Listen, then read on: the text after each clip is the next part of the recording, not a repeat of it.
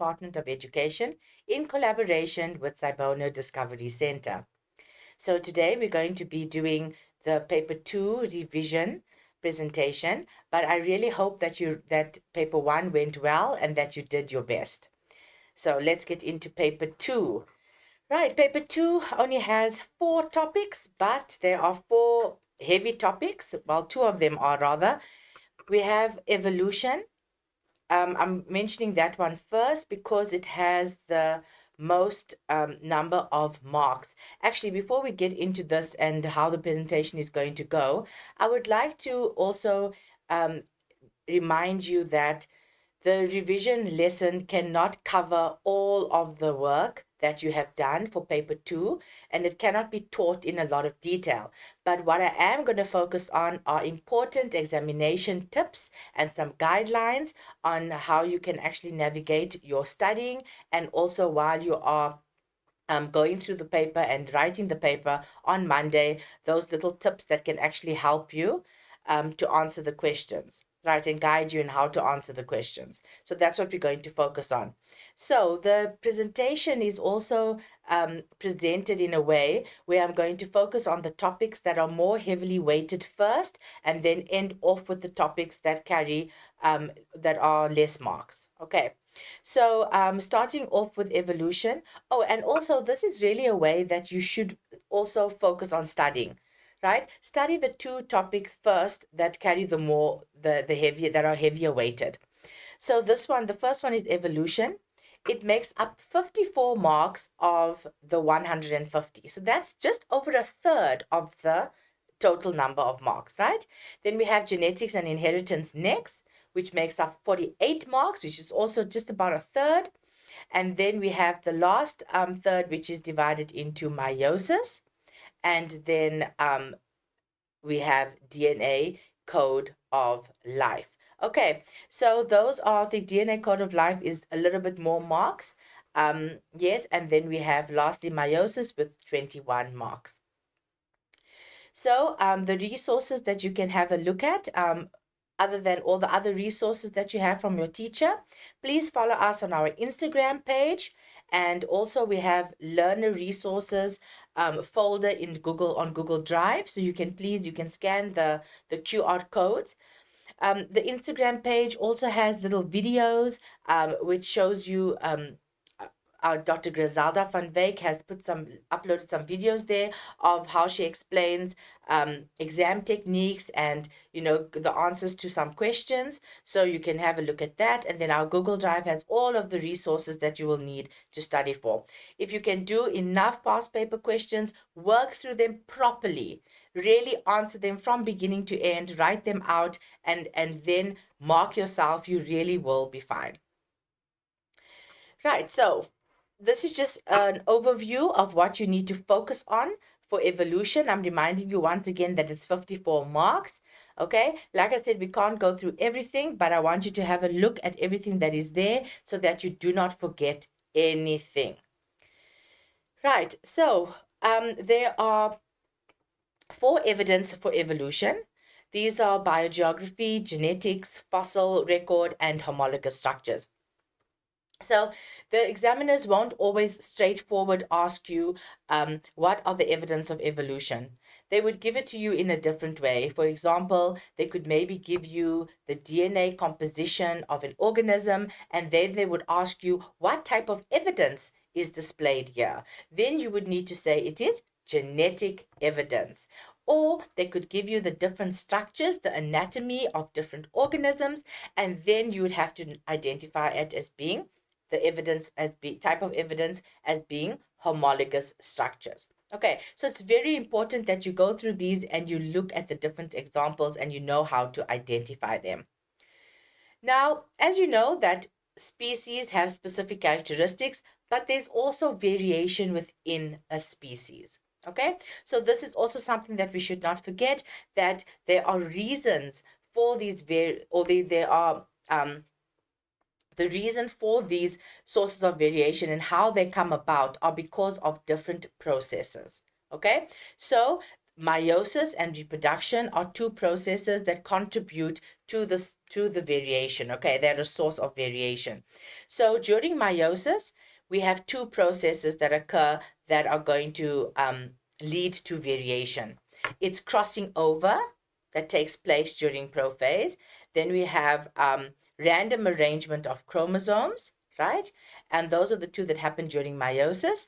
Then we have during reproduction, random fertilization and random mating. And then the last one that is also a source of variation are mutations. Okay, so we just have that the letters that can help you remember this are C, R, R, R, M. That can help you remember these sources of variation. Once again, they may not ask it to you straight out, but you need to apply it. And then if they give you a question where you need to apply your knowledge, this is the information that you would need to know. Then we have types of variation. We have two different types of variation. We have continuous and discontinuous. Continuous is characteristics where there is a range of intermediate phenotypes. So it's not where you can put the characteristic in a category. It's got a range. For example, height, skin color, or hair color. So if I can use height as an example, it's not that you're either tall or short. There is a different range. You can either be 1.5, 1.55, 1.6, 1.67. There is not distinct categories as to where height fits into. Same with skin color. Okay, as you can see in this picture over here, you can actually see the range of in the height, and you can also see the range in skin color as well as the range in hair color. Okay, they're all different shades. Then discontinuous variation is that it's when they fall into distinct categories. So for example, you are either blood type A, blood type B, blood type AB, or blood type O. Okay, so that is when the phenotype is going to fit in a specific category. Right, then we don't forget your theories of evolution. We have Lamarckism. Okay, you need to know who Lamarck was, and you need to know his the two laws, right?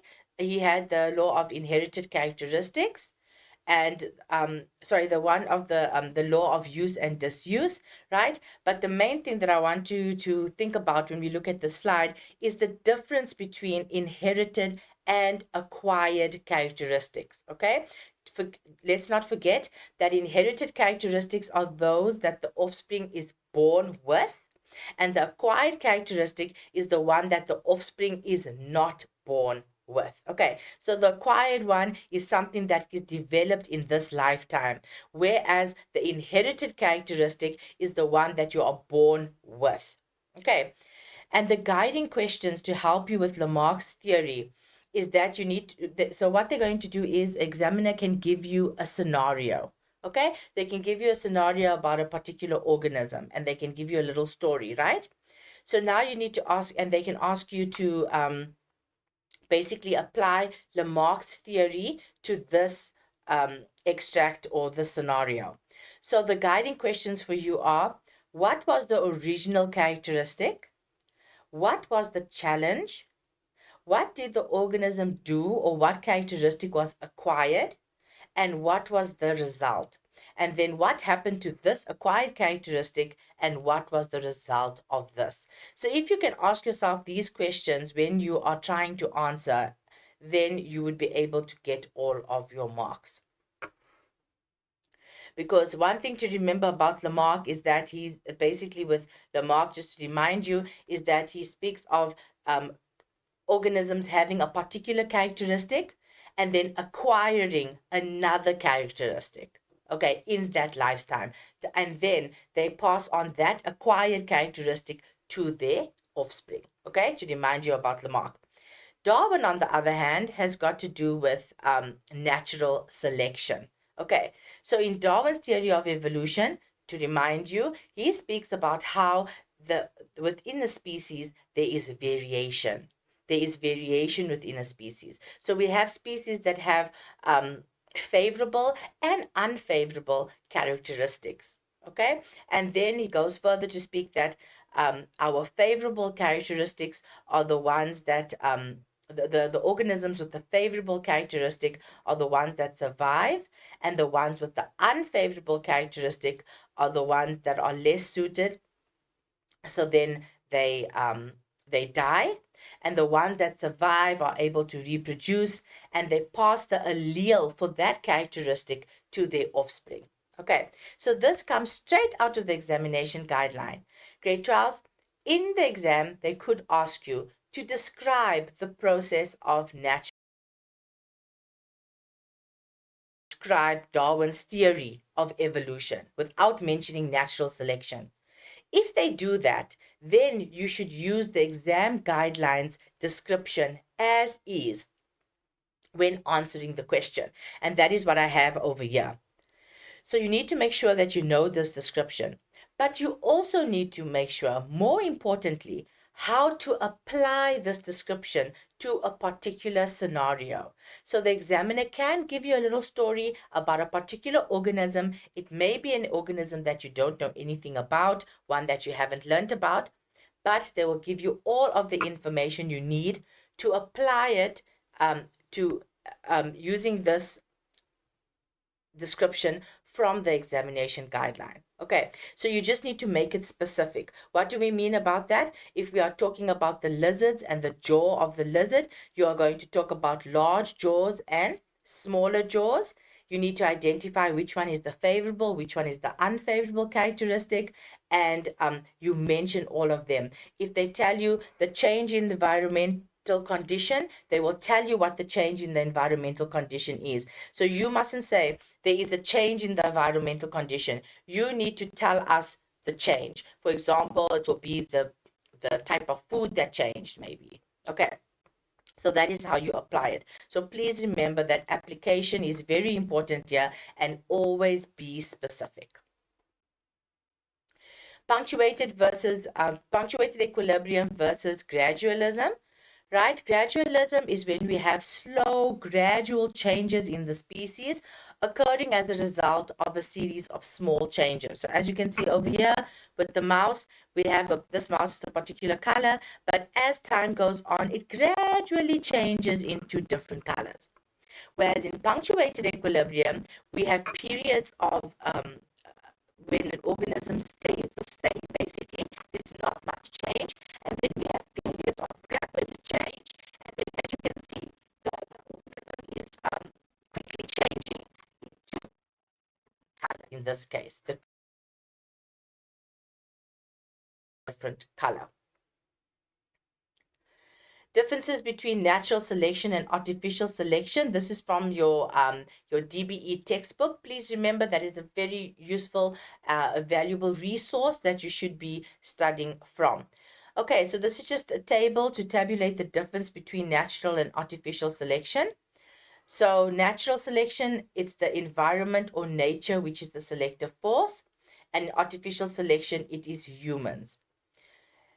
In natural selection, it is the response to the suitability to the environment, and the artificial selection is in response to satisfying human needs.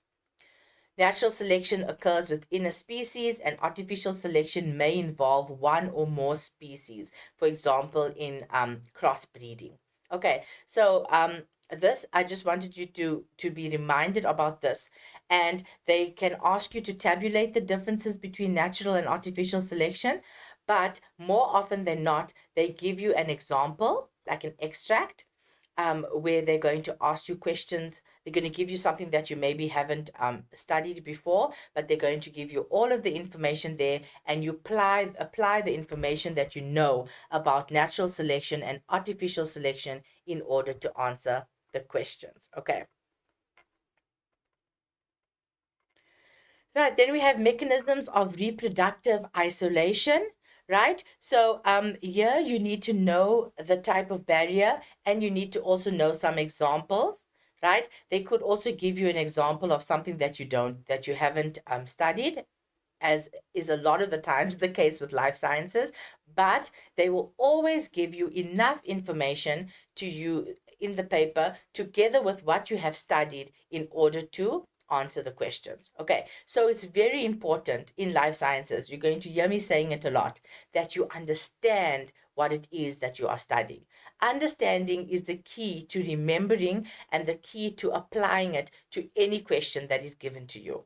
Okay, so firstly, we have adaptation to the different pollinators, right? So in this example, we have two species of orchid. They have different length nectar tubes, and they are pollinated by different species of moths. Breeding at different times of the year. Two species of the mayfly emerge during different weeks in springtime. Okay, because there are two different species, so it prevents them from mating because they only emerge at a specific time, right? The time differs between the two species. Species-specific courtship behavior. This is when two similar species of birds have different mating rituals. Okay, so that prevents them from mating because their mating rituals are different. So they're not going to be attracted to one another. Infertile offspring. This is when two species of frogs, for example, are mated in the no, this is infertile offspring. We also have the one that another example, the common example I want to explain first is a donkey and a horse. Okay, they are different species, but they are actually able to reproduce. But when they reproduce, their offspring is infertile. Okay, so this offspring that is going to be produced is a mule, and this offspring is infertile.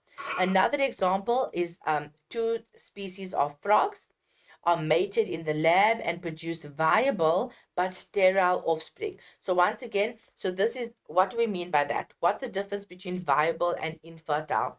So viable means that this organism is going to exist, it's going to survive, it's able to live its life.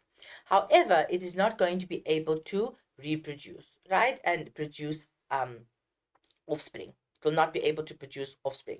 So that's the same with the mule. The mule will carry on its life. It will have a full life, but it will not be able to reproduce and to have offspring. Then we have prevention of fertilization. This is when we have a lack of fit between sexual organs. The species will have specialized genitalia for mating, and when it is not the correct size, mating will not be possible. Okay, so that is that. Once again, they can ask it to you in an application way. It can be a multiple choice, or it can be a biological term. They can ask it to you as level A questions, as simple questions. However, they can also ask it to you as application, as seen in this activity that we are going to go through now. So this activity is about frogs, right? So when you get an extract like this, grade 12, it's very important that you read the extract carefully and you read with understanding. I would also encourage you to highlight certain aspects, underline with your pen, when you read the question. Frogs produce different sounds to attract females of the same species to the breeding site. The calls signal the start of a breeding season. H ornate breeds in summer, and the males make strong chorus sounds. Now, I would say this is important for me to take that this one breeds in summer, and the males make a strong chorus sound. So here you're already supposed to be thinking that this has got to do with our reproductive isolating mechanisms, right? Then we have the P. adspersus breeds in spring, and the males make a deep, low-pitched whoops. Okay, so we can already see that they differ. Okay, we can already see the differences there. List 3 requirements that organisms must satisfy before they can be called a species. Oh, there we go. This is a different way of basically asking you to define a species, right? What are the 3 requirements that will make an organism a particular species, right? Definitely, they must be similar. So they must have similar characteristics. They must be capable of interbreeding, and they must be able to produce fertile offspring. Okay, so those are the 3 things. They have to satisfy those 3 in order to be called a species. Use the text above to identify and describe 2 reproductive isolation mechanisms between these frog species. Now, very importantly, the question is asking you to use the text above. So you cannot just talk about the one that you studied. This is an example that this is a classic example of what I've been saying, okay? But because you have to use the text that's given, and you must describe, and you must only describe two, right? Grade 12, if the examiner is asking you for two, right? You only need to discuss two. If you discuss more than two, the first two will still only be marked. Okay? So, say for example, you discussed three. Okay? And your first one you got correct, the second one is incorrect, and the third one is correct. You will not get that third one correct because the examiner asked you for two. Okay? So, that is a marking principle that you really need to understand and adhere to. Okay, right. So let's get back to the question. Which are the two? They are species-specific courtship behavior. Yes, it is. But now you need to link it to what was given in the passage. And it was that the H ornate males make a strong chorus, while the P adspersus makes a deep, low-pitched whoop. And then breeding at different times of the year. So this is our number one, and this is our number two. Breeding at different times of the year. The one breeds in summer, while the other one breeds in spring. Also be specific. Don't say it the way I am now to say the one and the other. You will write it out in full. H ornate breeds in summer, and P adspersus breeds in spring. Okay. Frogs become reproductively isolated because they are different species. This may have happened due to geographic isolation. So now they want us to describe speciation through geographic isolation. Grade 12, when they ask you to describe, they mean that you need to write about the process in a logical manner or in a logical sequence. Okay, so you write everything you know about that process. Now, they are asking you to describe it through geographic isolation. Okay, they are not telling you that you need to apply it to, they didn't give you a lot of information about the frogs. They just talked about frogs. So when you are describing this, you just need to describe it as it is in the exam guideline. Please make that note for yourself that it's in this instance as the exam guideline. So if you go through this, you will see it's exactly as the exam guideline. You will first talk about how we have a population of a single species. Grade 12, very, very important. When you talk about speciation, we are talking about a population of a single species.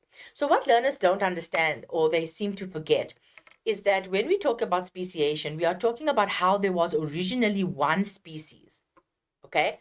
And then that species, the population of that species, because what is the difference between a population and a species, right? The species are organisms with similar characteristics that are able to interbreed and produce fertile offspring, right? But the population is a group of that particular species, if I can put that in layman's terms. So when we are talking about speciation, we are talking about a population of a single species that becomes separated by a geographical barrier. Okay, so that's where learners go wrong. Because in this first point, if you are going to talk about the species is separated, you're going to lose all your marks. Okay, you can very well much use all your marks. So you need to talk about how the population of a single species is separated. That population is split into two. There is no gene flow between the two populations, because remember now you had one population. It got split. Now you have two populations, but they are still the same species. Okay? Then each population is going to be exposed to different environmental conditions, and the pressure the pressures are different, right? Natural selection is going to occur. Natural selection occurs within speciation. Okay? And what do you know about natural selection? It's going to cause the species now to be, the populations, they're going to become different. Okay, because now as natural selection occurs independently in the two populations, they are going to change. Okay, according to their different environments. So they are going to change. The two populations are going to become different. genotypically and phenotypically. And even if these two populations are to mix again, they will not be able to interbreed. Then you can therefore say there are now different species. That's the only time you're going to mention species. You're going to mention at the beginning when you talk about a population of a single species, and you mention it at the end to say there are now two different species. Otherwise, the rest of your explanation is going to be about population. Okay, I know I spent a lot of time on that, but very important. It's every year, nearly every year it gets asked, and nearly every year we have learners losing marks. And because this is 7 marks, it can be 7 marks. Now, if they gave you a particular scenario about the frogs, maybe they gave you more information about the frogs. Okay, they told you about the characteristics of the frogs. They told you about the environment that changed. They told you the geographic barrier that separated them. If they gave you all of that information, then you would use the same exam guideline description as a template, and you would apply all of that specific information to this, you apply this, to that specific scenario. Okay. Be specific. Right, that brings us to human evolution. Okay, with human evolution, these are the possible questions that they can ask you. So everything we did up so far is got to do with the theories of evolution, the evidence of evolution, those types of things. You need to know them. There's a lot of marks that can be there, but then we also have a section of human evolution where we can also score quite a few marks. Right, so you need to be able to interpret phylogenetic trees. You need to know the similarities between African apes and humans. That's what we share with them.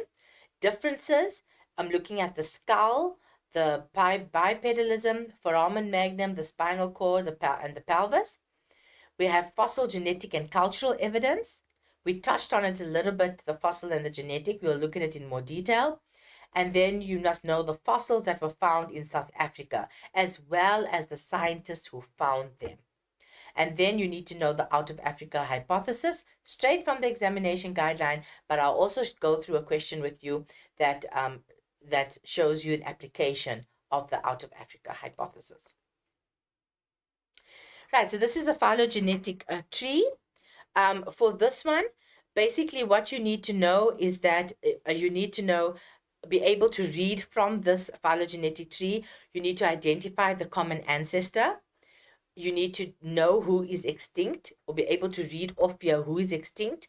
When did the species on the diagram originate? How long did they live for? And when did they become extinct? These are the types of questions that they can ask you. Okay, so you can get a phylogenetic tree that you've never seen before. It can be one of organisms that you know. They can give you a phylogenetic tree of different organisms that you don't know about. But phylogenetic trees are something that you cannot study for. Okay, it's a skill. To be able to answer questions on phylogenetic trees is a skill. So I'm going to quickly go through little tips to help you with this skill. Okay, so that you can answer the questions in your exam. So the first thing you need to identify is the timeline. Okay, so here we have the timeline. It can be here horizontally at the bottom. It can also be vertically. There are different ways that your phylogenetic tree can be illustrated. But it's important that you identify where the 0 is, okay? Because the 0 is going to be the present. Okay, so that's now.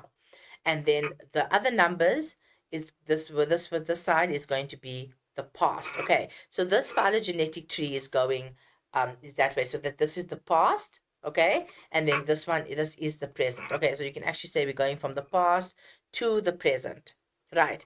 But what's important for us to realize is that 0 is the present. Okay, you're all with me. Then you need to go to identify your common ancestor. How do you identify your common ancestor for this particular phylogenetic tree? So the common ancestor for this one, for all of these organisms that are represented here, the common ancestor, you go back right down to the beginning of the tree, and when you come to this point over here, the point just before the first branching. What do I mean by branching? I'm talking about these here. The point at that first branching, that is where you'll find the common ancestor. Then we have these branches which are representing the descendants of the common ancestor. Okay, and then these branchings are due to speciation, right? And then we have them changing. So they change, their characteristics change, and then they develop into a new species. So here we got another species over here. This branch led us to the chimpanzee. Then we have these organisms that are there are other branches that happen. Now, this is showing us when you have the stop here. So we have the phylogenetic tree that's flowing, and all of a sudden it comes to a stop. That stop means that, and it stops in the middle of your phylogenetic tree. It's not reaching the present line. Then that is the time when the organism became extinct. If the line goes right onto the zero, to the present, that means that that organism is still here today. So as you know, chimpanzees are still here today, as well as our Homo sapiens, right, which are us. We are still here today. So that means that we are not extinct because we are going up into zero, which is now the present time. But this one, A. robustus, has now just gone there in the middle. Okay, and also these other ones here, they stopped before they became something else, you see. So that is going to be when they became extinct.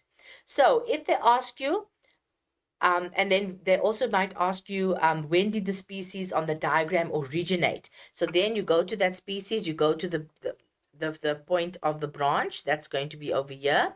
That is when they originated, and this one is when they became extinct.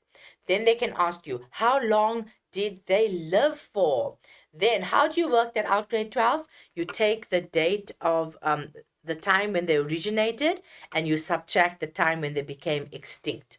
Okay, and the number left over, that is how many million years they lived for. Okay, so if I had to ask you, when did the species, the organism originate? In this instance, if you look at A. robustus, we make a line down here to the timeline. Can you see there it is 3? So if I ask you, when did it originate? You will say 3 million years ago, because it was 3 million years ago. Right? And if I ask you, when did it become extinct? You will draw a line over here. In this instance, it is 1.5 million years ago. But if I asked you, for how long did it live? You will say 3 minus 1.5, and you'll get 1.5 million years. It will lived for 1.5 million years. Okay. So that's all the information you can get from a phylogenetic tree. They can give it to you in different forms. As I mentioned, let's look at this one. Can you see this one? It's going to go from the common ancestor over here. Here's the common ancestor, and it is going, you're reading it this way. Okay, so here's the common ancestor. So this is now the past. Okay, and then this is the present. Going up to the top is the present. Okay, very important that we are able to read it in this way. It will help us when answering questions. Right, quick activity. Identify the type of diagram shown here. It is a phylogenetic tree. It is not a phylogenic tree. It is not a pedigree diagram or pedigree tree, some learners say. It's a phylogenetic tree. Okay? Then you need to give the genus that gave rise to the Australopithecus A. So you go to Australopithecus A, okay, and then you see, okay, what genus is the one? It is the Ardipithecus, okay? So we have Australopithecus, and then the one that came before that was Ardipithecus, right? And then remember, the genus is the family name, okay?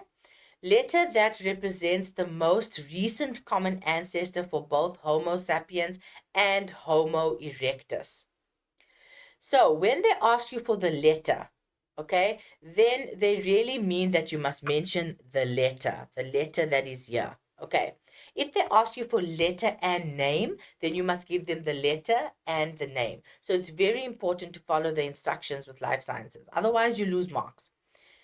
So give the letter that represents the most recent common ancestor for both Homo sapiens and Homo erectus. So here we have Homo erectus, identify it on your diagram, Homo sapien. And what is the most recent common ancestor? It would be this one, okay? This point over here. That is C, yes. Name 2 species that existed at the same time as Homo erectus. How do we identify this? We go to Homo erectus, okay? We draw this line of Homo erectus and we check what other organisms were around this time. So you're going to draw a line sort of here, between here and here, to see now which other organisms were around in that time. So you're only going to name 2, but there are more than 2, right? It will be P. troglodytes. So you can see it's this one over here, right? Then it's the G. gorilla, the most common ancestor of H. sapiens, the most common ancestor of H. sapiens, which is this one, and the Homo neanderthalensis, yeah, the most common ancestor of these 2 at this point. So you just see the lines, these lines over here, that are the same time as Homo erectus was around. Give one example of the fossil of Australopithecus africanus that was found in South Africa. Okay, so there's more than one. They only asked for one, but let's just go through all of them quickly. It's Mrs. Pless, Tahung Child, and Littlefoot. But they asked you for one, grade 12s. So if you mentioned Mrs. Pless, sorry, you didn't mention Mrs. Pless, you maybe mentioned another organism. Maybe you mentioned Karabo, right? Then you mentioned Mrs. Pless, you would get 0 because they asked you for one example. Okay, and the first one that you said was incorrect. Are you with me? Okay. Right. You need to know the similarities between the Homo sapiens and the primates. We went through this.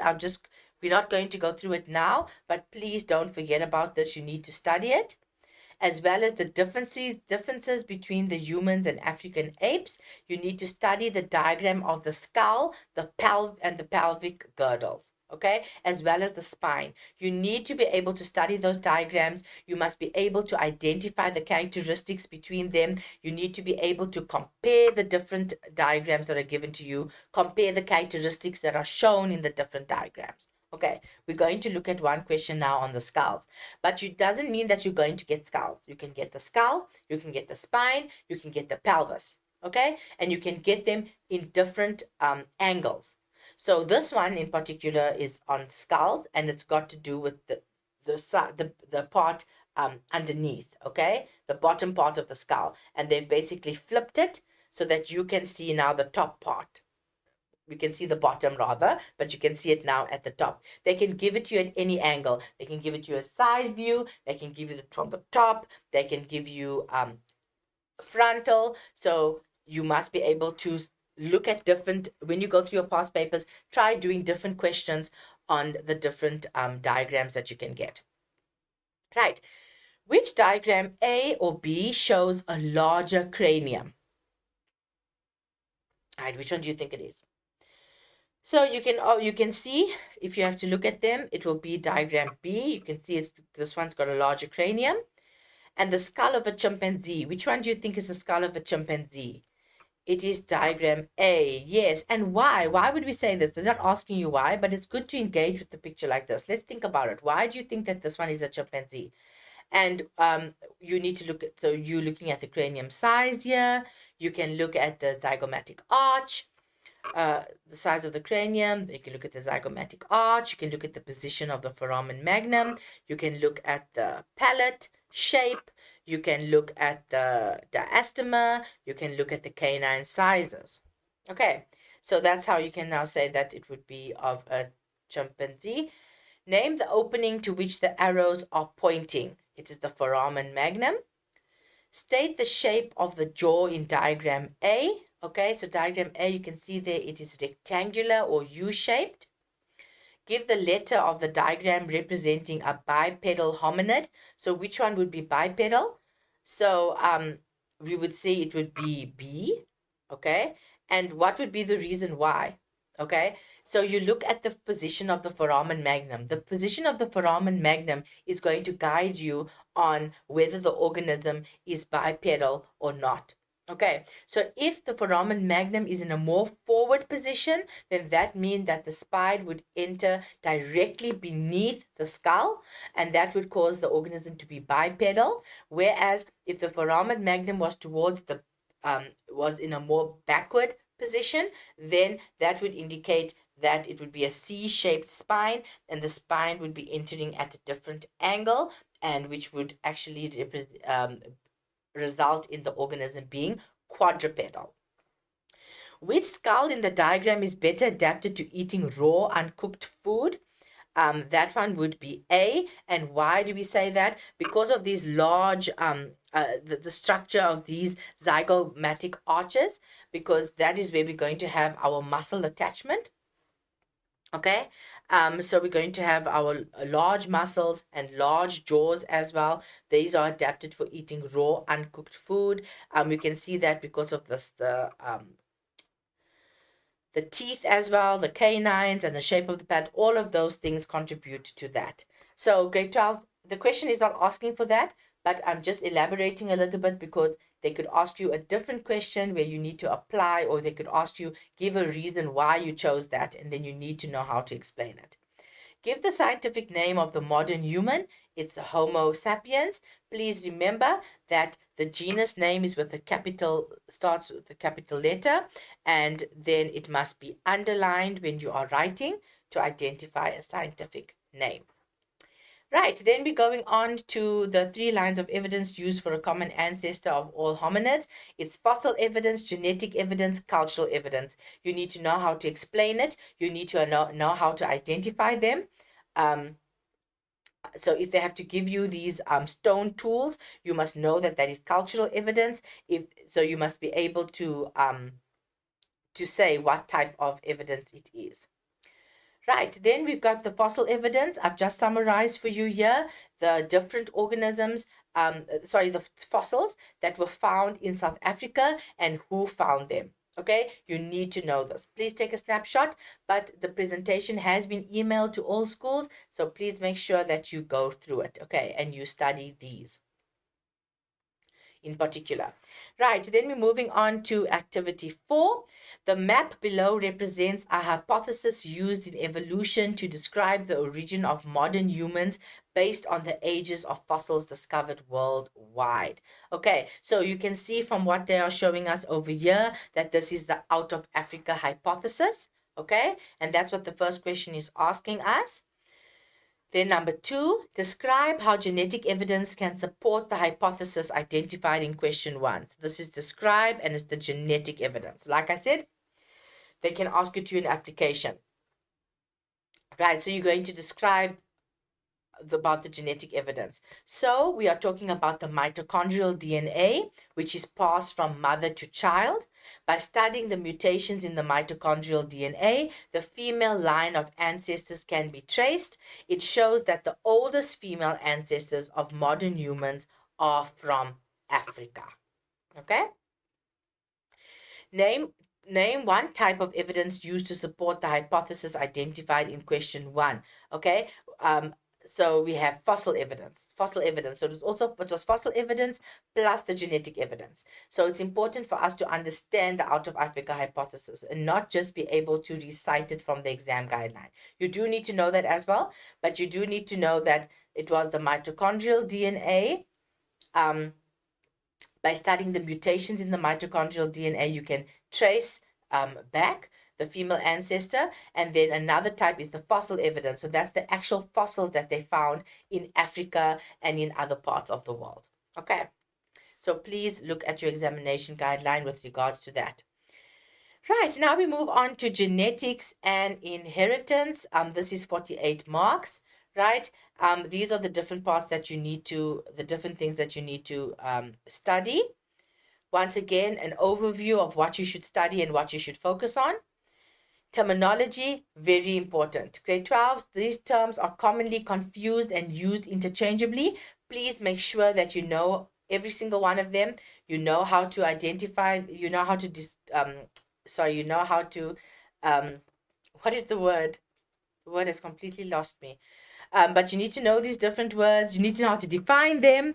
You need to know how to define these words. You need to know the differences, and you need to know how to use them in the correct context. Right. Then we have the 3 Mendel's law of inheritance from the examination guideline, page 11 and page 12.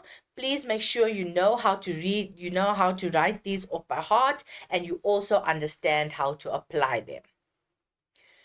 Dominance, there are three: complete dominance, incomplete dominance, and co-dominance. You also need to know them. If we can go through them quickly. Complete dominance is when we have one allele which is completely dominant over the other allele in the heterozygous condition. One allele is dominant over the other, and that is the one that is going to be present in the phenotype or expressed in the phenotype. Incomplete dominance, this is when we have neither of the two alleles which are dominant over the other, and it results in an intermediate phenotype in the heterozygous condition. Okay, so neither of them are dominant, therefore they have like a blended or an intermediate phenotype. For example, a white and a red flower, the offspring can be pink. Then co-dominance, both alleles are equally dominant. So they are both expressed equally in the phenotype. For example, a white and a red, a cow and a bull is going to result in a roan offspring. And you can see it is white and red. Right, the format of a genetic cross, grade 12, this is the format of the genetic cross. Please make sure that you know this recipe. We call it a recipe or a template. Please make sure you know it off by heart, because this recipe or template, when you put in the phenotype and you have this whole recipe there, even if you get the other things wrong, you will still get 2 to 3 marks. Okay, so just to remind you, the phenotype is the visible trait. Where do you find this information? In the question. The question will give you the phenotype. You write the phenotype as is from the question. The genotype is the genetic makeup. Those are the letters, okay, that are representing the phenotype. The alleles segregate. So the genotype is made up of 2 alleles, okay? A dominant and a recessive, or a recessive and a recessive, or a dominant and a dominant, okay? The alleles segregate during meiosis to form gametes. During fertilization, the individual gets one allele from each parent. Okay, so this is the understanding behind the format of the genetic cross. This is a little tip for you over here, don't write homo or heterozygous at the phenotype. Okay, heterozygous and homozygous are terms reserved for genotypes, for describing a genotype. It is not the phenotype. So you cannot say homozygous white, heterozygous red. Okay, those are not phenotypes. It will be white flower or red flower, for example. Then you can either do this cross or you can do the Punnett square. It is up to you, but please make sure you know how to do this. It is definitely almost always in every single paper 2 question paper. Sex determination. Here we have female and male karyotype. You need to be able to identify the female and the male karyotype. And how do you identify which one is a male and which one is a female? You look at pair number 23. Before we get there, just to remind you, there are 23 pairs of chromosomes, okay, in a human karyotype. When you look at number 23, that's pair number 23 are the gonosomes.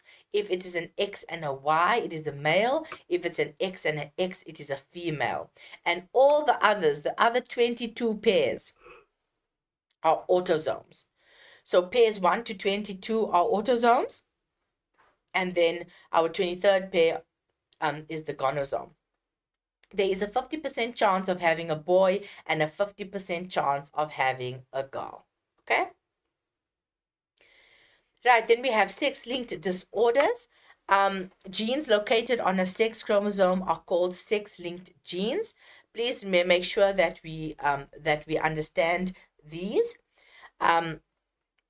In humans, the term usually refers to X-linked characteristics. There are genes that are located only on the X chromosome. Okay, so they're found on the gonosome. Fathers can pass the X-linked alleles to their daughters, but not their sons. Mothers can pass it to both sons and daughters, and most of the traits are X-linked. The Y chromosome is so tiny, it does not have genes on it. And very importantly, you need to know the symbol for the allele is attached to the X chromosome. So if it's a male, you're going to put X and Y, and then you're going to use a symbol to represent the allele, and it's going to be attached to the X like that. Okay, so these characteristics are only found on the X chromosome. The two that you need to know are hemophilia and color blindness. So to remind you, hemophilia is the one where we have the inability to form clots. Okay, so in the blood vessel, if the blood vessel gets damaged, they have it starts, the bleeding occurs, and then there's the inability to form a clot. So then we have this continuous bleeding, okay, which can result in an organism losing a lot of blood. So this, you need to know this one because it's in your examination guideline, as well as color blindness. You also need to know. So these are sex-linked inheritance. The question does not have to tell you that it is a sex-linked allele. You need to know that hemophilia and color blindness are sex-linked. Okay, but they can give you a question that is sex-linked, and they'll tell you by indication of saying that it is carried on the X chromosome, the allele for the disorder is or the characteristic is on the X chromosome, or they'll mention sex-linked, then you know that it is sex-linked. Okay, if they say it is an autosomal mutation or autosomal characteristic, then you must know that it's carried on the other chromosomes, and then you will not use X's and Y's. Not everything in a genetic cross or in a pedigree diagram is going to be sex-linked. Right, blood groups. The inheritance of blood groups is an example of multiple alleles, okay? Important, you need to know that about the multiple alleles, and the notation for the alleles is written like this, okay? And the different combinations of alleles result in 4 blood groups. So there's A, B, AB, and O, right? Please make sure that you know the genotypes and the corresponding phenotypes. You must know that these 3 are complete dominant. This one and this one and this one are complete dominance, okay, where we have one allele. So in the heterozygous condition, the one allele is dominant over the other. And then we have A and B are co-dominant, where they are equally dominant. So they are both expressed in the phenotype, and that's why the phenotype for this one is AB. Right, and this is the 1, 2, 3, 4 rule of blood. Please remember, an individual has one blood group. It has 2 alleles for their blood group. There are 3 different alleles controlling blood groups, and there are 4 blood groups. Okay. Tips on blood groups. Okay, so this is an exam tip that I want you to listen to very carefully. So they can ask you to write about the inheritance of blood groups in words. Okay, so we've been talking about the inheritance of blood groups, and we find that learners know how to do the genetic cross. Okay, they know the allele, they know everything, but when they ask you to write about it, they need you to describe it in words about what is happening. This is what you should do. Number 1, you start with the one parent. You take the one parent and you write down the phenotype and the genotype of that parent. So you read the question, they're going to give you some information, either the genotype or the phenotype or whatever. You take the one parent, you write down their phenotype and genotype. You do the same with the second parent. The information is going to be given to you, okay? Then, you just state the phenotype and genotype parent 1, the phenotype and genotype of parent 2. Write which allele the father will donate and which one the mother will donate. Okay, so we actually say which one that the offspring will inherit. Okay, so you know that the offspring inherits one allele from the mother and one allele from the father. So you're going to write down that allele that the offspring is going to get from the father, and you write down the allele that the offspring is going to get from the mother. For example, you're not going to say the offspring will inherit a B from the father and an A from the mother. You are going to say that the offspring will inherit a B allele from the father and an A allele from the mother. Okay, so you use these terms, B allele and A allele.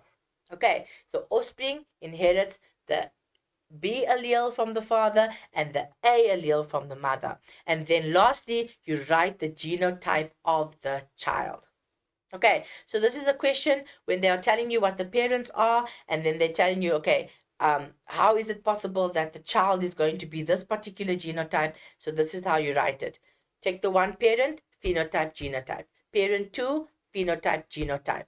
Then you say which allele is being inherited from which parent, and then you write the genotype of the child, because this allele and this allele is going to ultimately give us the genotype of the child.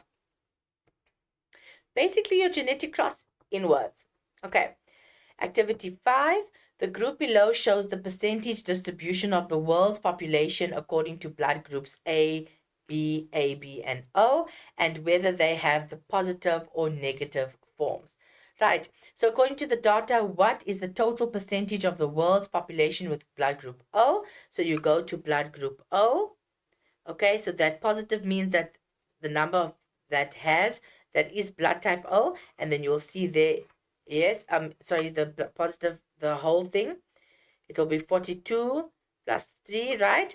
Tabulate two differences between the type of dominance shown by the inheritance of blood group A compared to blood group B. Now, grade 12, this one is a bit loaded. I'm going to spend a bit of time. Tabulate two differences between the blood group A, blood group B. Firstly, a table means that you have a top, a bottom, you have the sides, you have a line in the middle, and you've got a column heading, you've got another column heading.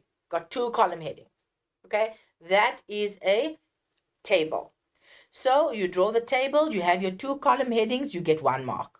Okay, now they want you to tabulate two differences between the type of dominance shown by the inheritance of blood group A and blood group B. So when you are comparing things, let's look at it. Firstly, in blood group A, we have complete dominance. Remember I mentioned that, right? And in AB, we have co-dominance. Then in blood group A, one allele is dominant, because they're asking you about the type of dominance. You need to tabulate the differences. One allele is dominant and the other is recessive. But in this instance, both alleles are equally dominant, right? Then the last one, only the dominant allele is expressed in the phenotype, whereas in co-dominance, both the alleles are expressed in the phenotype. Now, grade 12s, firstly, they only asked you for 2, right? So we're only going to mark the first 2. That's the first thing I want to mention. Secondly, when you do a table, you need to compare similar things. Okay, similar aspects. So you cannot talk about one allele being dominant here and on this side you talk about the alleles that are expressed in the phenotype. Okay, you need to have similar things on either side. So here, complete dominance, co-dominance. Okay, one allele is dominant, both alleles are dominant. Only the dominant allele is expressed, both the alleles are expressed. Do you see what I mean? Okay, so that you're talking about the same things. You're comparing the same item. Use a genetic cross to show how parents with the least common blood groups in the world could have a child with blood group A. Okay, let's go back here. Which are the least common? So that will be the ones that have less. Okay, it would be B and AB. Okay, so then we would compare here. We would say, okay, now you're going to do the recipe. Okay, so you're going to say P1 phenotype, and you're going to get the blood group B, and we have blood group B and blood group AB. Okay, so that's the phenotype. And then can you see we're not saying heterozygous, we're not saying homozygous, we are just saying the blood groups. Then the genotype, we are writing the alleles. Please take note of how the alleles are written. Please write a nice capital I like this. Okay, your grade 1 I. You write it like that. And then don't forget the little allele that is attached to the I. Right? And then we have meiosis. Then we've got the gametes over here. Right? Separated there. Then you got the cross, and then when you do the cross, that's when we have fertilization. F1 genotype, so you're going to put all the genotypes that you have over there, and then you're going to write the phenotype. So you can see this one is blood type AB, this is blood type B, blood type A, and blood group B. Okay, so we're going to have AB, B, A, and then we have B again. Right, so the question is asking, you must use the genetic cross to show how these two, blood group B and blood group A, can still result in the offspring having blood group A. So this is basically doing your genetic cross, and as you can see there is a possibility of blood group A. Okay, then you can do this way, or you can do the Punnett square. When you do the Punnett square, you are just going to plug in your gametes here, and then you're going to work it out, and then this is where you're going to get your genotypes. Okay, either way you're going to do it, you're going to get your marks. Right, easy enough, right? Dihybrid crosses. Dihybrid crosses, this is when there is a cross between where there are two traits or two characteristics are crossed, but the traits are inherited independently. Okay, that you need to understand that. And the main thing that I want you to, before we go to the exam tips on this, you must understand that we are talking about two different traits, like for example here, seed shape and seed color. There are two different traits. Within seed shape, you can get a round or a wrinkled one. Okay? And then, so there are other characteristics within that big characteristic as seed shape. Then the seed color also, you can have two different colors. So these are your two different alleles. So you've got this allele and this allele for seed shape, and then you've got this allele and this allele for seed color. Okay, so that is what I want to basically explain to you, right? And then these alleles can be put in different, can either be homozygous or heterozygous, and that is going to lead us to what our phenotype will be. Right, tips on dihybrid crosses. For example, let's use this example of red spots and gray spots, okay? And black eye color and brown eye color. So the characteristic is the color of the spot and the eye color, the color of the eye, the color of the spot, the color of the eye, okay? And then they are showing you the different alleles for that characteristic. So if they ask you to give the genotype for red spots with brown eyes, okay, red spots and brown eyes, then you are going to write it like this. It's going to be like this, okay? So brown eye color, can you see there it's Y? So it has to be homozygous recessive in order to be expressed in the phenotype, okay? Homozygous recessive to be expressed in the phenotype. So that is where this comes from, okay? Now let's look at the other one. It's red spots. So to have red spots, it can either be this, because it's dominant, okay? You can see the red, it's a capital letter, so it is dominant. Or it can be like this in the heterozygous state where the dominant one is expressed, right?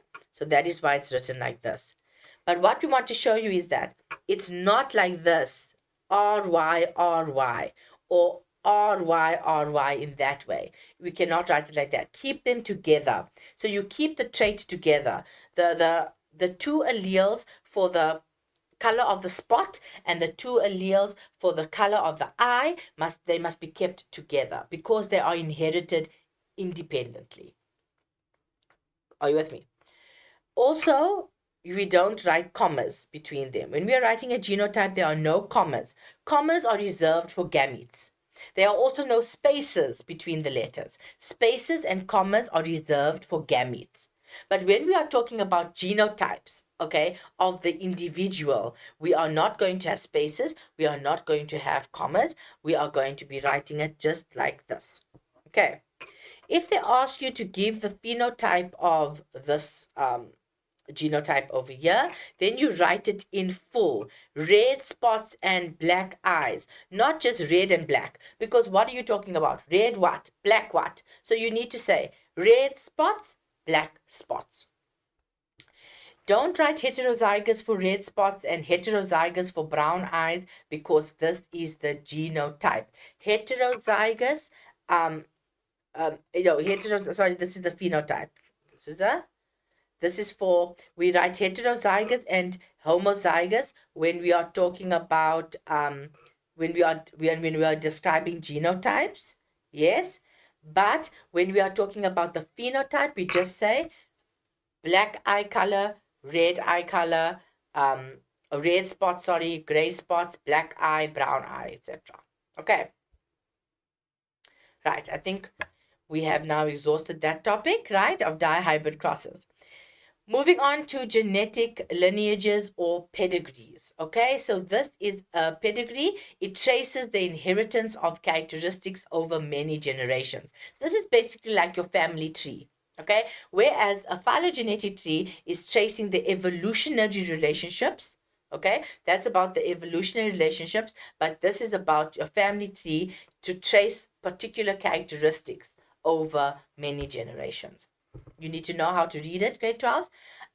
You need to know what the circles stand for, what the squares are. The squares are males, the circles are females, shaded and non-shaded. You need to know that this line means that these organisms these two are married, and then this is the offspring, and these are the siblings. Okay, so you need to know that. Right, sorry, let's move to the next one. Okay, so this is the example of a pedigree diagram. Grade 12, when you are going to get something like this, it's very important that you look at the diagram and you analyze the diagram. Okay, what do I mean by this? So what I mean is that it's telling you about inheritance of a particular genetic disorder. In this one, it's called AAS. Okay, but I want you to see, okay, look at this and ask yourself, how many generations are here? Okay, how do you count the generations? You count the rows. So this is the first row, this is the second one, and this is the third one. So how many generations are here? There are 3. So this is the first, this is the top. So these you can say are the grandparents. Okay, this is the first generation. So these two, number 1 and 2, they had these offspring. This one, this one, this one, this one, and this one. Then you have 8 married 9, 4 married 3, 3 and 4 had 10 and 11 as children, and 8 and 9 had 12, 13, and 14 as children, and number 14 got married to number 15. Okay. So familiarize yourself with what is given to you. Next thing you need to do is read the key. Read the key. The key is showing you that the square that is unshaded is a male without the disorder.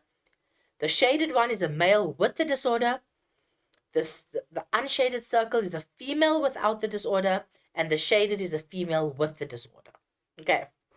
Now, let's read the information that they're giving to us, because we don't know what AAS is. Maybe you do. Okay.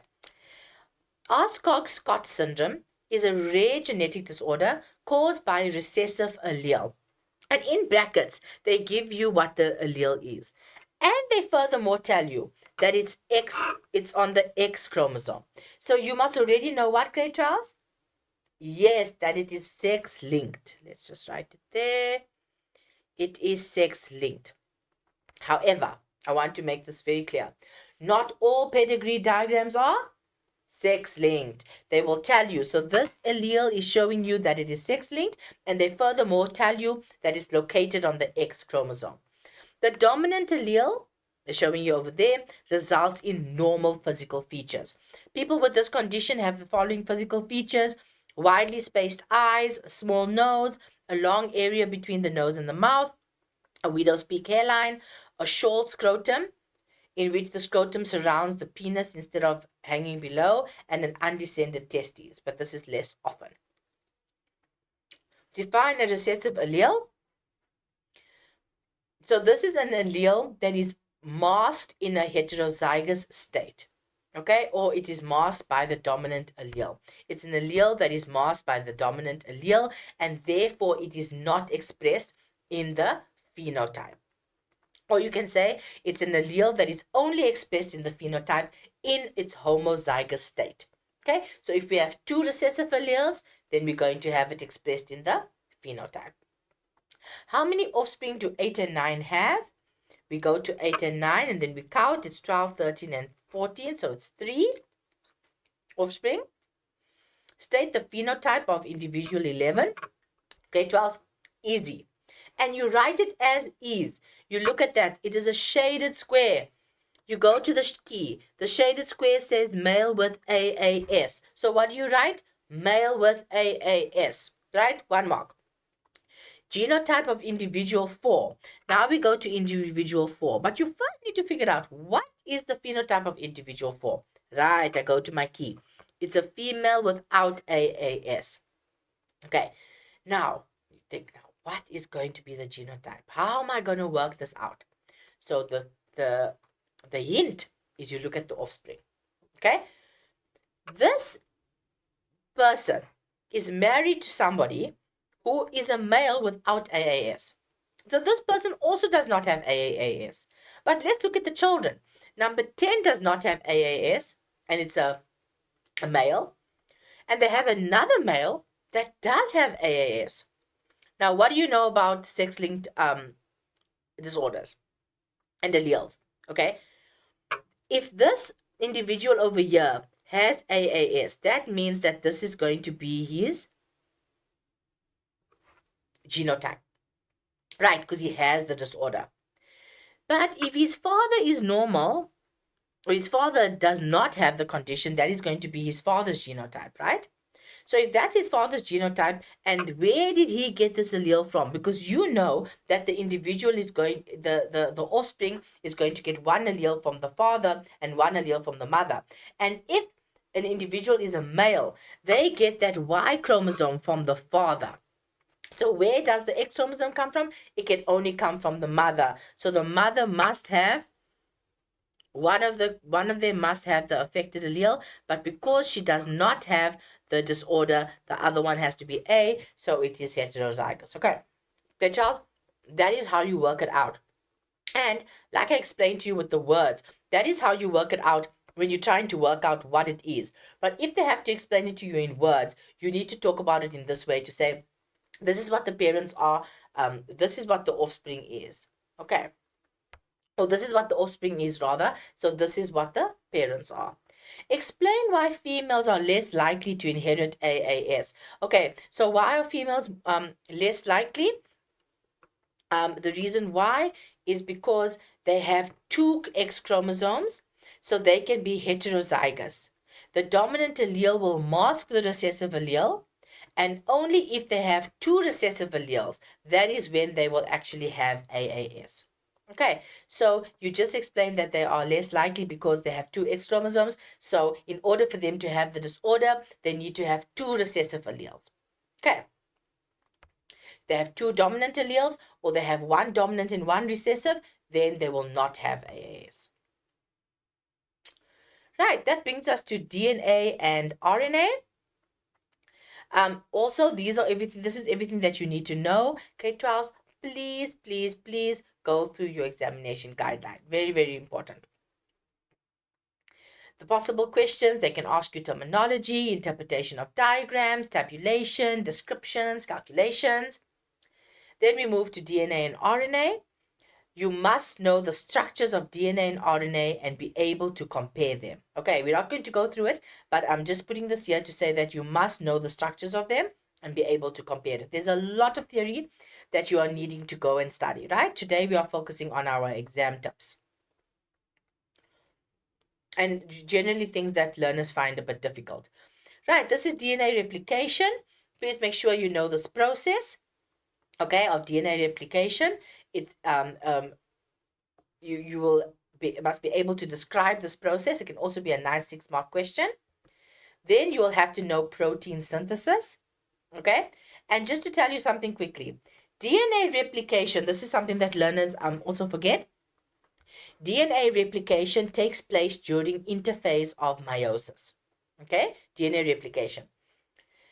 Protein synthesis has two processes happen. There's two stages that happen in protein synthesis. We have transcription and translation. DNA replication does not take place during protein synthesis. DNA replication takes place between the cell cycles in meiosis, okay, during interphase. That is when DNA replication takes place. So that is when the complete DNA structure replicates itself. But protein synthesis has transcription and translation. This is about the synthesis of proteins. And transcription is when you're basically giving the code, the DNA code is being transcribed into mRNA. And mRNA is going to take the messenger out, the mRNA, sorry, is going to take the message or the code that is the master code needed to develop a protein. It's going to take it out of the nucleus into the cytoplasm where translation is going to take place. And this is where the code is now going to be decoded or translated to bring a particular amino acid, then string them together to form a particular protein. Okay, so that in a nutshell is protein synthesis. Please make sure you understand them and you also know how to do the application. Okay, the differences between replication and transcription I touched on a little bit. Let's go into more detail. In DNA replication, we have both strands act as a template. So it's going to unwind and unzip, and both strands are going to act as a template. But in transcription, one strand only acts as a template. So remember I told you, DNA replication and transcription, similar, but not the same. So you need to know how they differ. DNA replication, the free DNA nucleotides from the nucleoplasm attached to each strand. Transcription, the RNA nucleotides from the nucleoplasm attached to the template strand. In DNA replication, we have the base pairing is A, T, and G and C, and in transcription it's A, U, and G and C, because here uracil replaces thymine. And then in DNA replication, what do we result in? We have two identical DNA molecules which are found. Remember I told you the entire DNA molecule is going to replicate. But in transcription, we have an mRNA molecule which is formed, which is a single strand. Okay. Okay, this is a mutation question that I'm going to go through with you so that I'm going to teach you how to approach this question. Okay.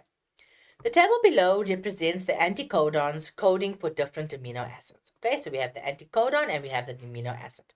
So as you know, we have a particular anticodon which is going to pick up a particular amino acid, okay, or specific one. A mutation occurs during replication. So they're telling you that the mutation occurs during replication. The mutation results in the amino acid proline being replaced by arginine. Use the table and explain how this mutation will affect the protein that is synthesized. So they are giving you this table. Okay, so they want you to explain how the mutation will affect the protein, because now they're saying that this proline was supposed to be there, but now it's arginine. Okay, so what's now going to happen? But you need to use the table to explain. So what you can do is you draw yourself, you draw a little table for yourself. So this is the table that you have. Your table is going to have tRNA, mRNA, DNA. Now, what did they tell you, grade 12? They told you that the mutation occurred in the replication, which means that the mutation is in the DNA base triplet. That is where the mutation occurred. So you're going to have your tRNA. So what did they give you? They gave you the anticodon. So you write the anticodon there of the proline, because that was what it was. So here in the first line, you write tRNA, the tRNA. So it's CCU. Then you write the tRNA over here for it's CGU, for arginine. Okay, this is the one it became.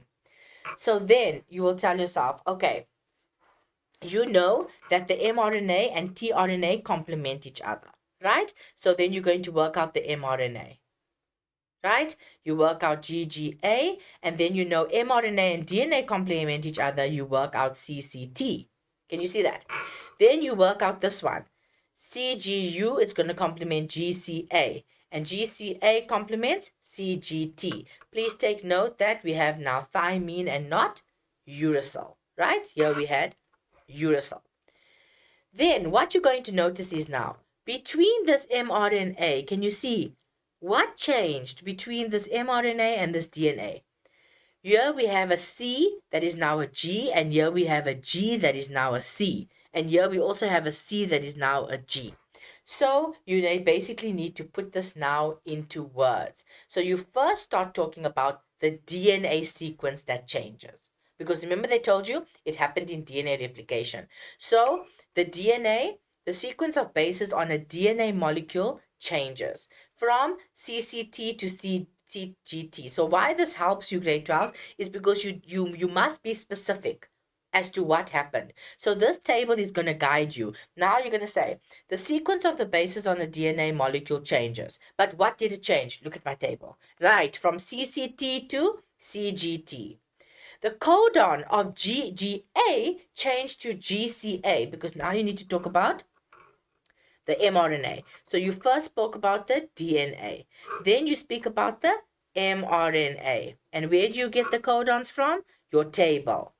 Then you talk about the tRNA molecule with the anticodon CCU is now replaced by a tRNA molecule with CGU. So this causes the sequence of amino acids to change and then a different protein will be formed. Do you see that? Okay, so where learners go wrong is they don't mention the codons because they did not work out the codons. Remember, the question is not giving you the codon and the base triplet. It's only giving you the anticodon. So you do this table, you work out the mRNA, you work out the DNA. So once again, it's going to be similar to how you did it before, okay? But it's a little bit easier because you're not going to be working with the codons and the anticodons, etc. So you're just going to talk about the DNA first. The mutation caused a change in the sequence of the nitrogenous bases in the DNA. Okay, so it doesn't necessarily mean DNA replication, but it was done in the DNA. And this changed the mRNA sequence, which changed the tRNA sequence, and therefore the fourth amino acid in Brian's protein is valine or valine. Okay. So now he's got two valines and instead of the proline. Okay, do you see that? So this is similar to the previous one, but it's not specific. Okay, but can you see that it's the same sequence? So just make sure that you're always specific. How many mRNA nucleotides would be involved in forming the portion of the protein shown for Angela in the table above? So let's go to Angela. How many amino acids are there? 1, 2, 3, 4, 5, 6. So each amino acid is going to have one tRNA, okay? And it's going to have an anticodon. Each tRNA had its own anticodon, okay? And the anticodon has 3 nucleotides. So each one is going to be 3. So it's going to be 3 times 1, 2, 3, 4, 5, 6. 3 times 6, okay? It's 18. Right. A section of mRNA has the following base sequence and is read from left to right. Write down the DNA base triplet sequence for the mRNA sequence above. So here we have CUGACG, and they're telling you that it's the mRNA, but they want the DNA. Okay, so you just do the complement for that. It will be GAC and TGC. Okay, simple enough. Then let us not forget about DNA profiling. Another important one.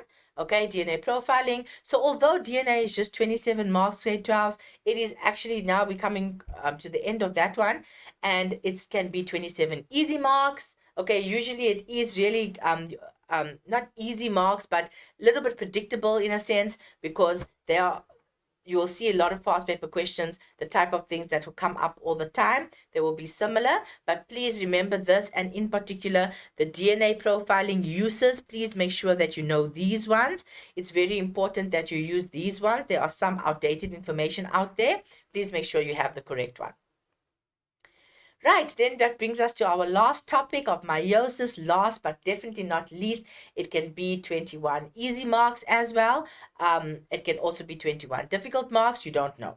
Do not leave it out. Just because I'm doing it last doesn't make it any less important, right? You study all your topics. Once again, terminology, that's important. They love to ask this question in 1.2. You get the similar ones coming up quite often in the biological terms, which is question 1.2. So make sure you do enough past paper questions and you know how to answer it. The phases of meiosis, okay, there are 2 stages. There's 1 and 2, and there are different phases: prophase 1, metaphase 1, anaphase 1, telophase 1. You know these, right? Prophase 2, metaphase 2, anaphase 2, and telophase 2. Okay, 12, you need to know, sorry, before we go back there, you need to know how to draw every single one of these phases. Okay, you need to know how to draw it. You need to know how to label it. You need to know how to do a label diagram. You need to know how to label them. Okay, you need to annotate them. You need to know the shading, how to go about the shading. Okay, very important. They like to ask that question. They like to ask drawings of meiosis. Then you also need to be able to describe the different phases. What is happening in every single phase? Okay, you need to be able to know that as well. You need to know the correct terms. When do I use chromosome? When do I use chromatid? When do I use homologous? Okay, you need to know that. Right then, non-disjunction. What is non-disjunction and what are the consequences of this? So this basically is when the spindle fibers fail to separate, the spindle fibers fail to contract, and then we have a problem where the chromosomes are not, they fail to separate. So as members of one pair of homologous chromosomes can fail to separate or become separated during anaphase 1, but this can also happen in anaphase 2. And if there is non-disjunction of chromosome pair 21 in humans, this leads to formation of an abnormal gamete with an extra copy of chromosome 21. Okay, so before we go, I talked to you about Down syndrome. I just quickly want to mention the previous one that we spoke about. This non-disjunction can happen on any chromosome number. So let me remind you, let's go back to our karyotype, right? I know we said a lot today, but let's go back there quickly. So you can have chromosome pair 1 to 22, and you have your gonosome, okay? But it can be any pair of homologous chromosomes that can separate. It can be pair number 1, pair number 20, pair number 22, pair number 21. Okay, it can be any one of them. And when non-disjunction happens with those chromosomes, they can lead to different types of mutations. Okay, what's important for you to understand is that what is non-disjunction, and that it can happen in anaphase 1 and anaphase 2. Okay, and then you also need to understand that if it does happen on the chromosome pair 21, that is when it can lead to Down syndrome, because it's going to lead to a gamete that is going to have an extra chromosome. And when that gamete with the extra chromosome is going to fuse with a gamete with a normal number of chromosome, you're going to land up with one extra chromosome in that zygote, and that is going to be 47 chromosomes in a human, right, in 21, and then it will be that organism, that offspring will then have Down syndrome. Okay, so I just wanted to mention that that non-disjunction can happen on any pair. When it happens on pair 21, it's going to result in Down syndrome. Okay. Right, we have a quick activity. The diagram below represents a chromosome pair in a male human cell. Very important, they're telling you it's a male human cell. The cells A, B, and C show different events in the phase of meiosis. Provide labels for the following structures. Y is the cell membrane, and Z is the centromere. Okay? Name and describe the process that caused the chromosome in cell C to look different from the original chromosome in cell A. So, I was very naughty there. I was supposed to look at analyze the diagram first, right? They gave us A, B, and C. So A, if you see over here, we have homologous chromosomes lying next to each other. And then we have B, oops, we don't know what's going there. They're probably going to ask us to draw that.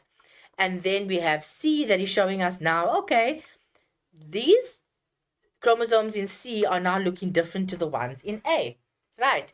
So name and describe the process. So let's first name it. What happened to cause these chromosomes to now look like these ones? The process is crossing over. Good. So now you're going to say crossing over. That is one mark. And then you need to that's the first part. And then you describe the process. Homologous chromosomes lie next to each other. So you can see it's already happening in A.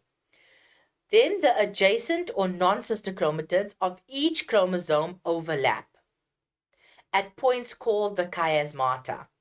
and genetic material is exchanged. Okay, so you just explained that. But what's important over here, I want you to take note of this point over there. You must talk of adjacent or non-sister chromatids. Those are the ones that overlap. You cannot just say the chromosomes overlap. Okay. Right, explain the impact of the process named in question 2 for the survival of a species. Explain. Explain, you need to answer the question in a cause and effect manner. Okay, the gametes that form will be genetically different. Because remember, we said, so let me take you back to evolution. We spoke about the sources of variation, right? And then we spoke about how meiosis, crossing over, is a source of variation.